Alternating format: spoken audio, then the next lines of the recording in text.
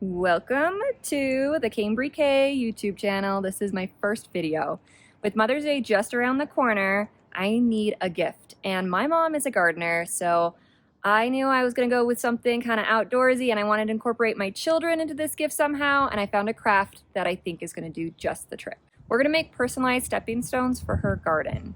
It's under 20 bucks and it's just a few steps, which is about all I can handle with 2 toddlers these days. Typically, you use a bag of cement for this project, but I'm going to use this quick setting cement mixture in a tub. It's just easier to use from a wheelchair, and I think it's less of a mess, honestly. Some people give their mothers jewelry for Mother's Day, and I'm giving mine cement. She's going to love it. This cement mixture calls for 1/2 cup water to 1 cup cement mixture. Once you mix it all together and evenly distribute it in your plant saucer, set it aside for about 3 to 5 minutes. Then it's ready to decorate.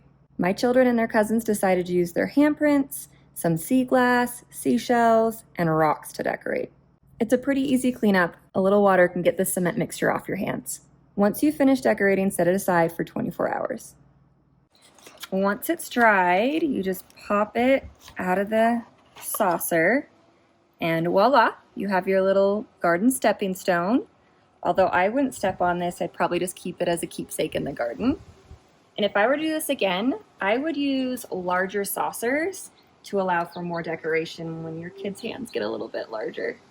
And I would also mix it in a separate bucket before pouring it into these saucers.